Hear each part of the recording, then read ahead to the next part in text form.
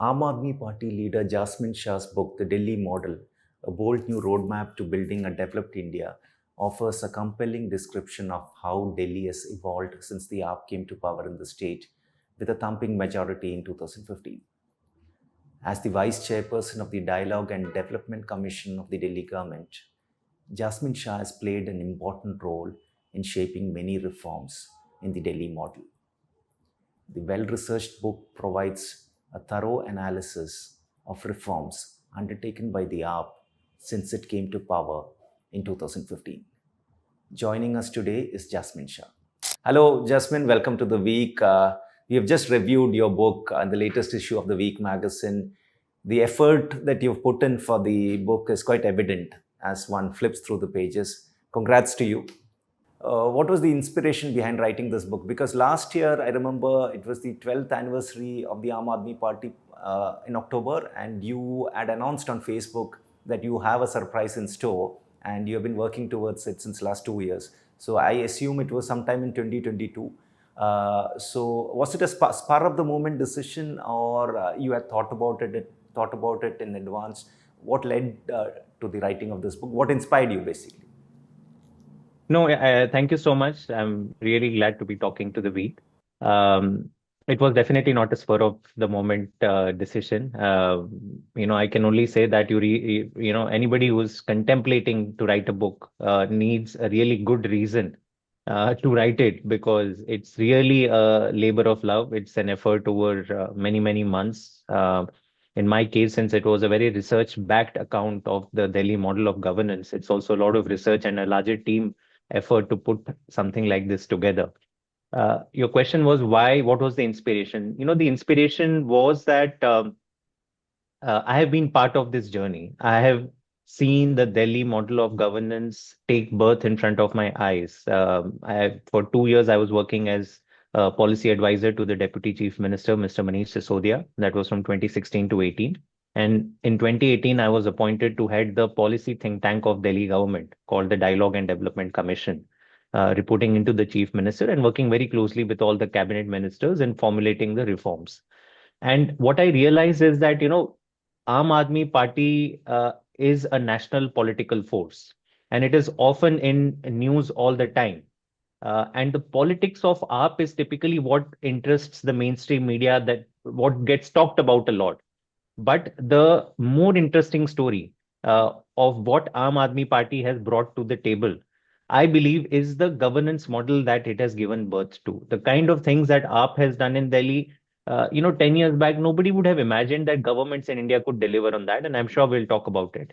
But I somehow felt that that context, that nuanced conversation on how is it that a completely new political party and a government that came out of nowhere in 2015 in Delhi questioned the status quo of what governments can do and cannot do, and ended up creating benchmarks across multiple sectors. One of the things that I've tried to do in this book is actually tell the story of transformation in multiple sectors in Delhi. And I think that story had to be told. If not me, if not today, it had to be told by someone at some point in time because everybody kind of knows that AAP has done really good work in education, healthcare, but I don't think people understand the philosophy and the thinking with which we approached this reform exercise. What did we do? What worked? What did not work? And to put all of this together in a very factual, data-based kind of a perspective. So that was, frankly, the inspiration that to document at one side what really happened in a very factual, truthful manner, and on the other side to also initiate a conversation as to what is it that the country needs. If you see the byline of my book is a bold new roadmap to building a developed India. So I genuinely feel that Delhi model is not just limited to Delhi. It actually offers a template to how probably other states and at the national level we should be thinking about reforming some of these key sectors.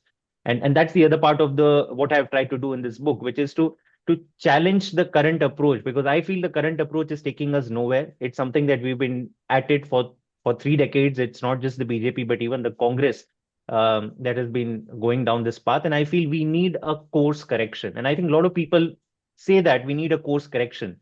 But what is it that can replace the current developmental model? And I feel the answer lies to a large extent in the Delhi model.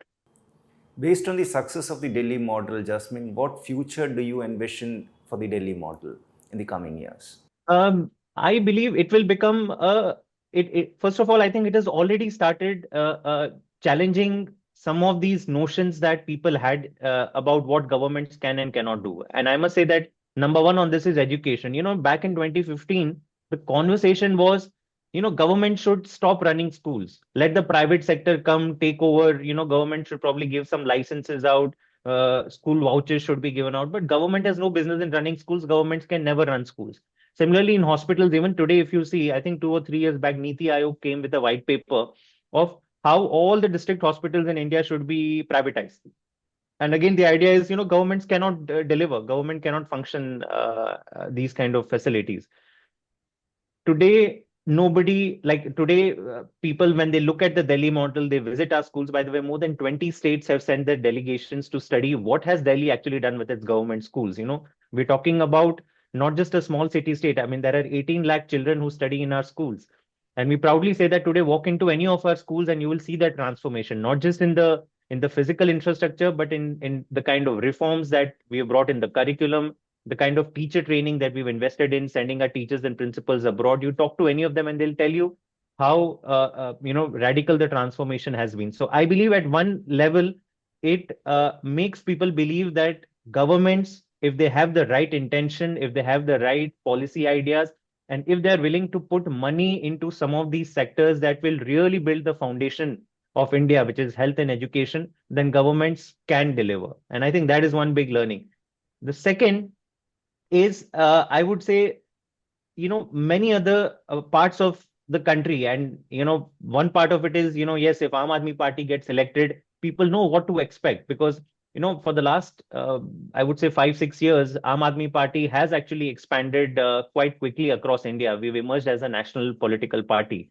And everywhere Aam Aadmi Party goes to campaign, the main narrative is that we will replicate the Delhi model. We know how to do this. We have done this in Delhi. We have fixed schools, healthcare system, electricity system, water. We're talking about public transport system. So we can do this. And that was the basis on which people voted for AAP in Punjab, made the government there, gave 5 MLAs in Gujarat, 2 MLAs in Goa, one now in Jammu and Kashmir. But I would say, I would also imagine that it doesn't need an AAP to go everywhere for these reforms to be scaled up. I believe a well-meaning party, a well-meaning minister, or even a bureaucrat for that matter, in any part of India can refer to this as almost a reference text, that, look, this is how a government went about fixing some of these core sectors. A classic example, which doesn't, by the way, get spoken much about is electricity. Very few parts of India have 24/7 electricity. We think of ourselves as one of the leading economies in the world, but majority of India, and especially if you go to rural India, I mean, a classic example is Delhi provides 24/7 electricity. You just go a few kilometers outside Delhi to Haryana or Uttar Pradesh, you see 6 to 8 hours of power cuts, even every day. And it's not rocket science. Part of my book is also to inspire hope and optimism that, look, a government can actually fix these things. You need to get some of these fundamentals in place. And we have shown how this can be done. So there's no reason why any other government cannot do this. Jasmine, for those people who might have an issue with the data reliability of your book, because it's full of data, the book is full of data. So what methods did you, what techniques did you employ to ensure the effectiveness of the Delhi model?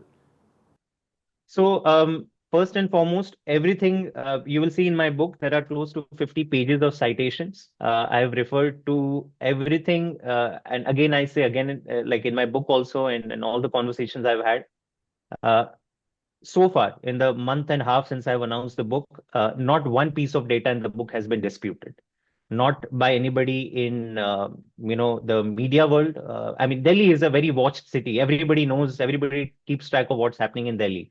And second, to my credit, I would say not even the opposition. Nobody from the opposition has come and said that, oh, we disagree with this data. And part of it is that there are 50 pages of citations. Everything has been taken from official government records. Anybody can file an RTI and obtain that, by the way. Many of these are already there in public domain. An economic survey of any state government, economic survey of India, official government of India records. So all of this, I think the effort was not to look for data, it was actually to piece together the story in a way that was more accessible. Much of this data is already there on government websites and stuff, but obviously it's very difficult for people to make sense out of what is the signal out of the noise. And what I have tried to do is actually put together in a manner which is, by the way, not so cumbersome. I hope I have not made it so data heavy, because that's one No, of the no, no, things no, my certainly not, publisher certainly was, not. But that it is yeah, this data book is plays an not meant. important role. Yeah, It data does, plays an because it important. gives Yeah. credibility. It gives credibility to the work that is done. It's not just about storytelling. It's not just about a narrative. But what I've tried to do is actually say that, look, here's the progress we have made. And I mean, I'll just take one example of air pollution. I have actually cited Central Pollution Control Board data to show that because of the multiple things that the AAP government in Delhi has done in the last decade, the 3-year average level of pollution, PM 2.5 in Delhi, has reduced by 45% in the last decade. Now, is that enough? Absolutely not. And I say that much more needs to be done. And I have given examples of, what could the future plan of action look like. But nobody can dispute today that this amount of progress has been made, which, by the way, does tend to get missed in the kind of coverage that we see about Delhi pollution. But it's been a lot of effort that has taken place. Undoubtedly, more needs to be done too. Okay, Jasmine, since 2002, when Narendra Modi took over as the Chief Minister of Gujarat, there have been so many people who have been heaping praise on the Gujarat model, especially when it comes to development. Now, you come from that region. How do you compare the Gujarat model of those years to the Delhi model of today? I think nothing like having a Gujarati call out, the truth of the Gujarat model. I must say that one of the most important sections of the book is a head-to-head comparison between the Gujarat model and the Delhi model. And the reason why Gujarat model needs to be understood far, far better and talked more about is because India is actually going down that path. If you ask today what is the governance ideology with which the central government today is governing, it is the Gujarat model. And I put together a head-to-head comparison between Delhi and Gujarat over the time frame 2014-15 to 22-23. Over the same 7-8 years, I've looked at 5 key economic indicators and 5 key social indicators. And what the picture comes out is very striking. Gujarat model is nothing but privileging just one economic indicator, which is GDP growth of the state over everything else. Here's a model which says that do whatever is required to make big businesses grow, because that's how the GDP numbers get boosted. But don't invest literally on anything else that the people need. If you look at Gujarat, since 1990s and for the last 3 decades, the Gujarat model came into being even before Prime Minister Narendra Modi was the chief minister in 2002. Gujarat model's idea is to give huge tax cuts, give land away practically free of cost for big businesses, do loan waivers. I mean, I'll give an example of this. Tata Nano got a loan of some 9,000 crores at 1% interest rate and payable over 20 years for an original investment of some 3,000 crores. And the jobs that it created was maybe around 1,500. So that is the kind of, now, because the government is spending so much on SOPs for the industries, what has happened is that it has left very little money for health, education, or any of these basic public services that the lower and the middle classes expect the government to deliver. Today, Gujarat has an average rural wage of 270 rupees per day, which is lower than the pan-India average of 350 per day and much lower than Kerala, which is around 700 rupees per day. Even Delhi is one of the highest. So the Aam Aadmi has not benefited much. But when you start looking at sorry, the other important indicator is the inflation. Gujarat has one of the highest inflation rates. When you compare that with Delhi, Delhi definitely has lower GDP growth rate than Gujarat, but it has something similar to all India average. But Delhi has the lowest inflation rate. It has one of the lowest unemployment rates. And Delhi has the highest minimum wage in India. Delhi has a minimum wage of around 17,000 rupees. Gujarat is at around 9,000 rupees. So after 3 decades of Gujarat model, you ask the question, who's really benefited? Now let's come to the social indicators, because one of the arguments I make, and I substantiate that with data, is that Gujarat has created a benchmark that states should never invest or doesn't need to invest much. Gujarat is one of the lowest spending states on health and education.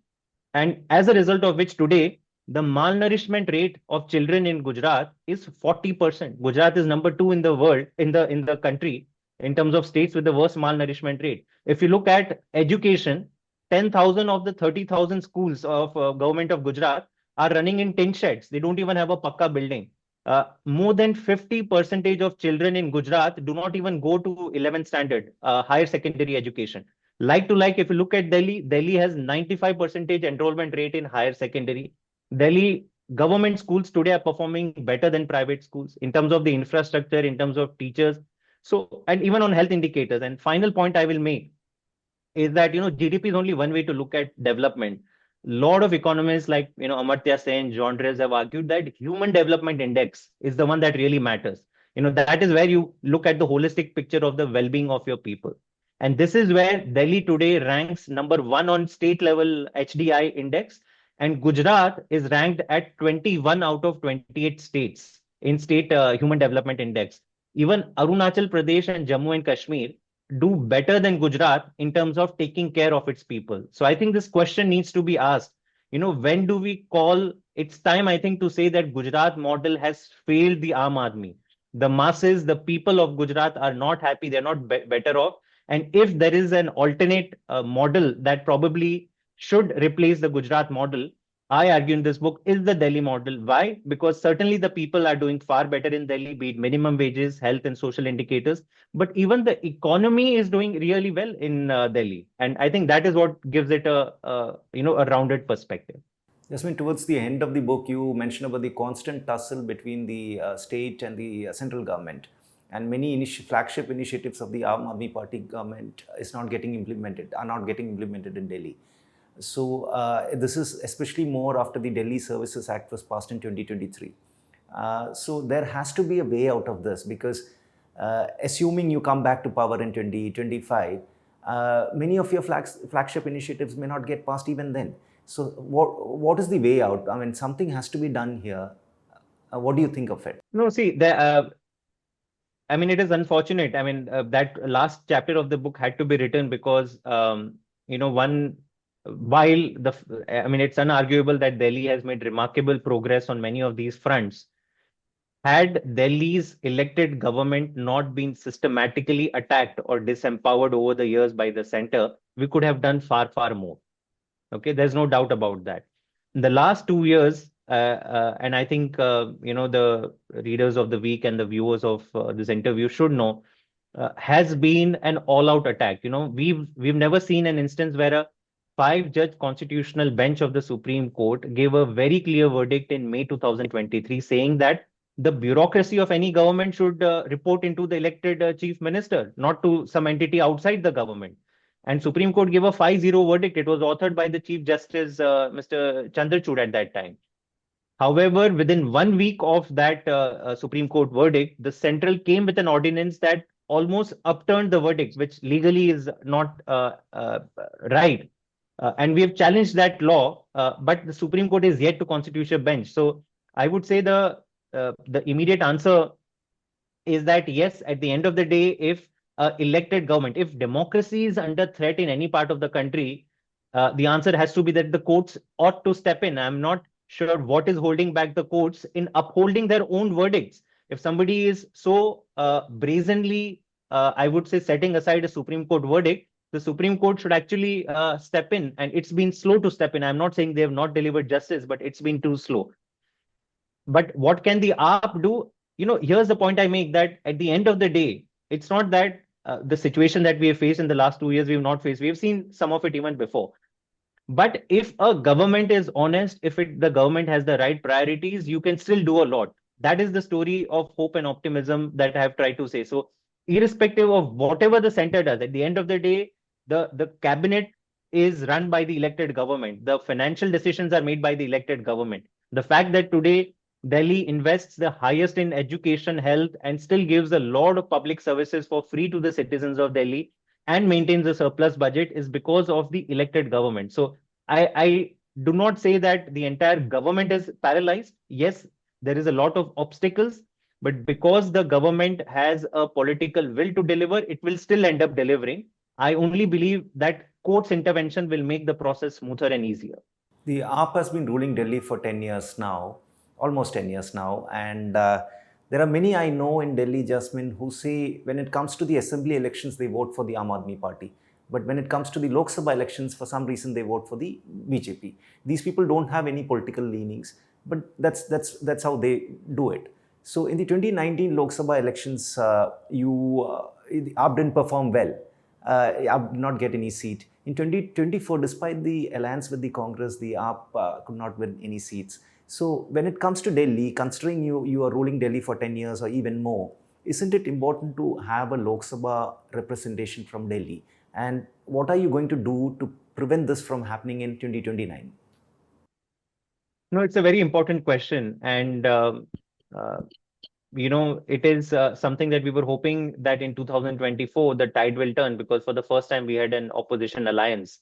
Earlier, it was a three-way fight and BJP was benefiting with that. I mean, there's one plus side is that the margins have really reduced because of the alliance. It was not a easy election for BJP this time. But somewhere I feel that the people of Delhi have always voted for a formation that they believe will form the government. I mean, earlier before 2024, AAP was a very small party. We were a regional party. Now, today, we are a national party. Uh, so somewhere the people, I also believe in Delhi, one mentality, one mindset is that we want to see who is the leadership, right? One of the problems with the India alliance was that a prime ministerial phase was never announced. Now that matters in many parts of the country. In Delhi, during the assembly elections, this entire logic works in our favor because we have a very strong chief ministerial face in Mr. Arvind Kejriwal, and BJP and Congress have no faces at all. So the people of Delhi do want to see who is that face of leadership. And I believe if the India Alliance had announced that name, which by the way many political parties pushed for, including the Aam Aadmi Party in Trinamool, then maybe the result would have been different.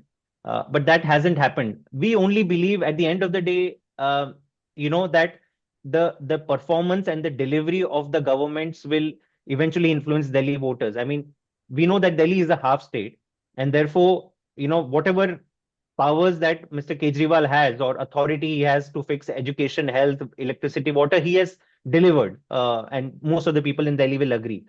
The one thing that the central government has is law and order, right? And people like today, if you go across Delhi and ask 10 people, has the law and order improved? 10 out of 10 people says that no, Delhi is going worse as far as women's safety is concerned, murders, extortion calls, gang wars. On all these matters, it is very clear.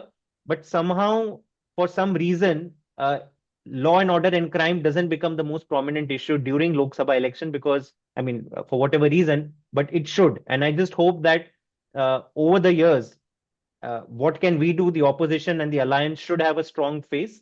But more importantly, I hope that people will actually take into account the track record of what has the center done for Delhi. Center has a lot of powers over Delhi, but what have they really done? And then exercise their decision.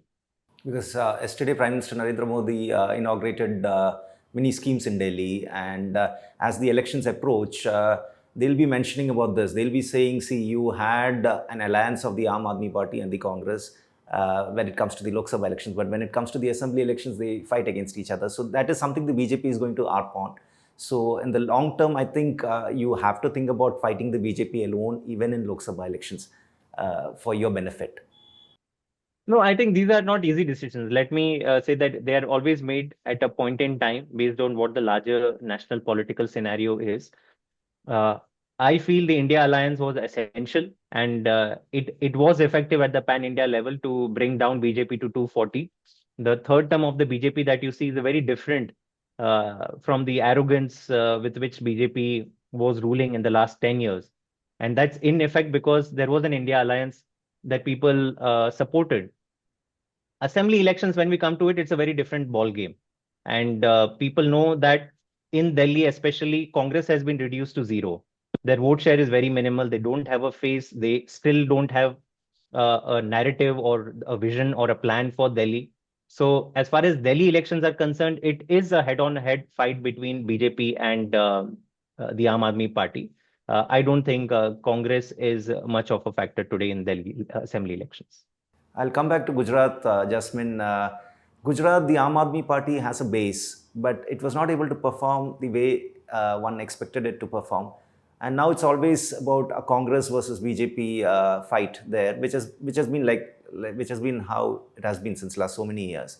One thought that the Aam Aadmi Party would win a few seats and would establish itself very well there. I mean, I'm coming back to Gujarat because you're from that region. How do you look at the prospects of the AAP in Gujarat in the coming years? So I would disagree with you that AAP has not performed well in Gujarat. Let's look at a little bit of Gujarat's political history. Gujarat has always been a bipolar state. I mean, we're talking about a history of 70 years. No third political party has managed to get a considerable vote share or win seats. You know, for the first time, a party coming for the first time fighting assembly elections, getting double-digit vote share. We got a 13% vote share. We got 5 MLA seats. We were second, I believe, in 40 assembly seats. We were second to BJP. Congress was third. I believe it is a brilliant debut. No, Jasmine, I was mentioning about the Lok Sabha, the assembly. You won a few seats, yeah.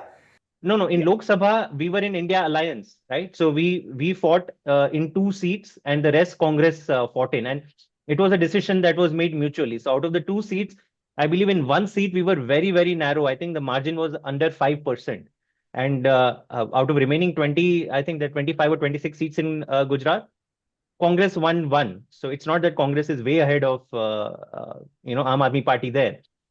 But the reality is that Gujarat, we believe, AAP has today established itself as a legitimate political party, managed to win 13% vote share, have 5 MLAs in its very first attempt. No political parties managed to do that.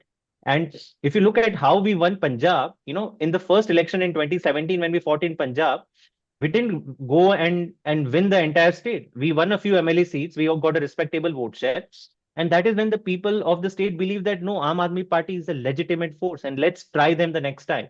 So we are very hopeful that the next time the Gujarat Assembly elections comes, people will actually default into Aam Aadmi Party as the party to vote for to get rid of BJP and not Congress. Will Jasmine Shah play an important role in Gujarat in 2027 Assembly elections? Back to your home state, your base. And emulate the Delhi model there. Well, it is definitely my home state. I come from that part of the world. It's not my base currently. What role do I play? I think that the party leadership will decide. But I can say that much, that Aam Aadmi Party will fight the Gujarat elections as vigorously as we fight Delhi elections. Our attempt will be to form the government in Gujarat in the 2027 Assembly elections, nothing less than that. Yeah, you mentioned, Jasmine, the kind of role your wife, the acclaimed actor Padmapriya, played in shaping up this book. You said without her support, perhaps this book would not have been possible, would not have come in the first place. What kind of support did she give you exactly? Well, Padmapriya has been a partner in not just my personal life, but even through my professional journey, in the Delhi government and then the Aam Aadmi Party. She has always been, I would say, more than the better half. And when this idea of the book came along, she's a complete outsider. She has no role to play in politics. She's actually disinterested in politics. But she's seen me and she's seen the work of Aam Aadmi Party government in Delhi. And when I mooted this idea, she more than anyone felt that this book had to be written. And this book had to be written by somebody like me who has been, literally, I've watched it and I have participated in much of the reforms that have taken place in Delhi model. It's the first book I've written, so it was not an easy exercise. And you do tend to lose motivation in the process of writing a long book. But she was adamant, she was very insistent. And I say this, I can't thank her enough, that it was because of her encouragement and also the support that she gave through the process. I mean, Padmapriya, apart from being an acclaimed actress, is also a public policy person. She holds a master's in public administration from NYU. She's a writer. She writes herself. So nobody like somebody who understands my world to look at what I was drafting, to comment on it. And it's a very laborious process, mind you. So it was not just a 2-year journey for me, but somewhere for her also. So I had to thank her. I had to acknowledge her role in making sure this book saw light of the day. She is a very popular actor here and in South India especially. And she speaks her mind, and she takes up noble causes, like she's part of the Women for Cinema collective, which is really good. So on a lighter note, as I finish, which are your three favorite Padmapriya films? Three favorite Padmapriya films. She's acted in so many. Um, I would say I've seen this one of her last films, Ayobinte Pustakam, in Malayalam. That was really good. I do like her first Tamil film. I'm going to take three states. So, in fact, Parsi Raja, I would say, is my favorite film of hers in Malayalam. In Tamil, it is Tavamai Tavamiranda. I think that was her first film there.